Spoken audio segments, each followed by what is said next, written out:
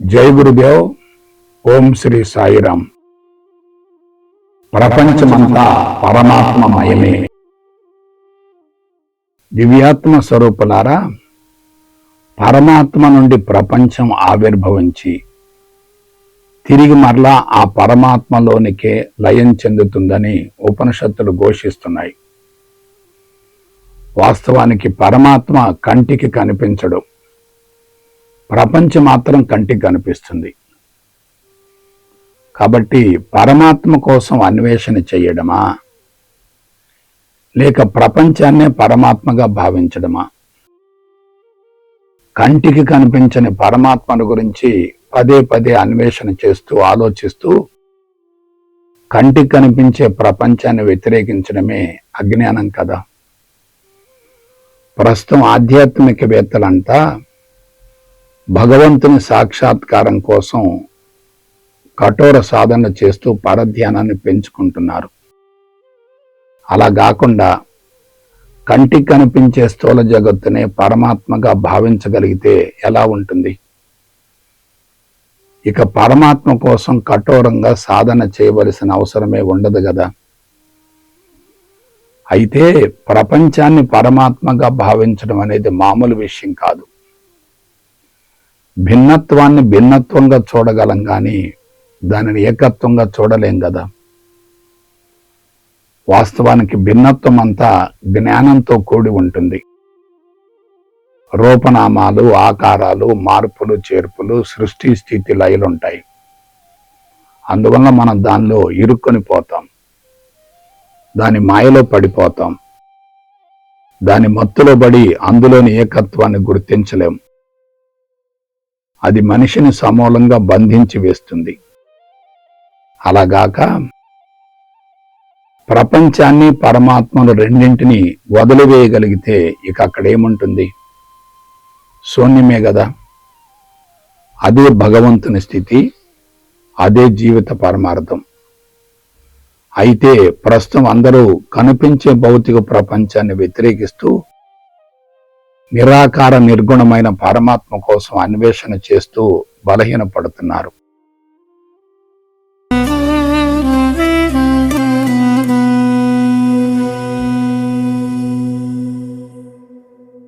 జై గురుదేవ్.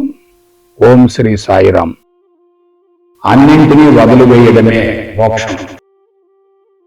దివ్యాత్మ స్వరూపులారా, మోక్షం అనేది బయట నుండి లభించేది కాదు, భగవంతుడిచ్చేది అంతకన్నా కాదు, అంగడిలో లభించే వస్తువు కూడా కాదు.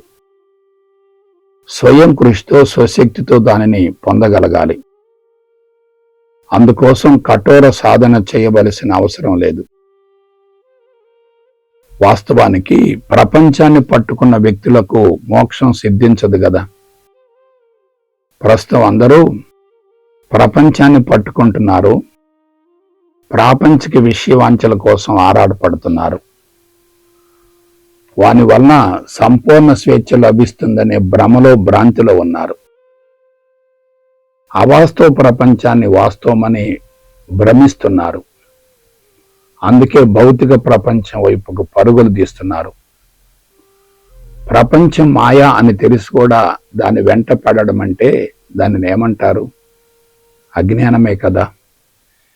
ఏది సత్యమో, ఏది నిత్యమో, ఏది వాస్తవమో, ఏది స్థిరమో, ఏది శాశ్వతమో తెలుసుకొనలేకపోవడం అంటే విచక్షణను కోల్పోయినట్లే కదా. అందుకే పట్టుకుంటే సమస్య, వదిలివేస్తే మోక్షం అంటారు.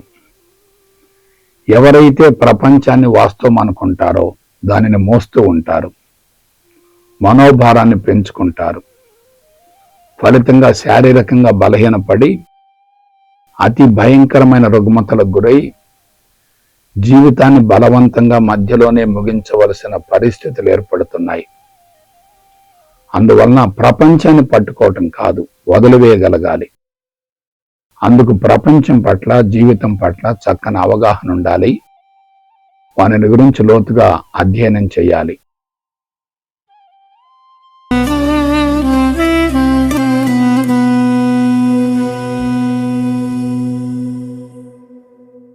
జై గురుదేవ్.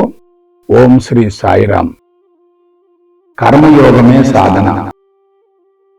దివ్యాత్మ స్వరూపులారా, మనిషి పుట్టినప్పటి నుండి మరణించేంత వరకు నిరంతరం ప్రతి క్షణము కర్మలను ఆచరిస్తూనే ఉంటాడు. కర్మలు జరగని సమయం అంటూ ఉండదు. అయితే మామూలు స్థాయి వారు కర్మలను ఆచరించడం ద్వారా శక్తిని కోల్పోతుంటారు.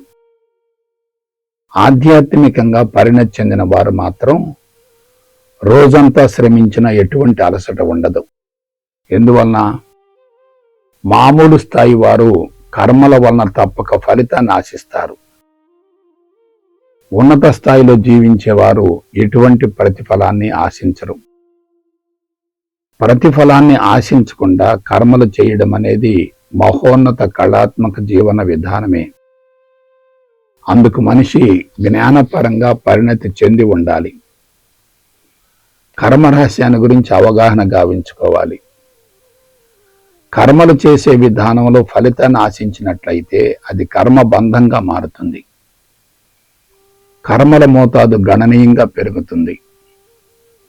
ప్రస్తుతం మానవ జాతిలో ఏం జరుగుతుందో గమనించండి. అందరూ కామ్య కర్మలను ఆచరిస్తున్నారు, నిష్కామ కర్మలు చేయడం లేదు. వాస్తవానికి ప్రతిఫలాన్ని ఆశించకుండా కర్మలు చేయమని బోధించడం చాలా సులభం, కానీ ఆచరించడం మాత్రం బహు కష్టతరం. అయితే ఎవరైతే కర్మరహస్యాన్ని గురించి అవగాహన గావించుకొని కర్మయోగంలో జీవిస్తూ కర్మలను ఆచరించగలిగితే నిరంతరం సాధన జరుగుతూనే ఉంటుంది. అటువంటి వ్యక్తి బంధాల నుండి సమూలంగా బయటపడి జీవితాంతం కర్మయోగంలో జీవించగలుగుతాడు. అదే జీవిత పరమార్థం.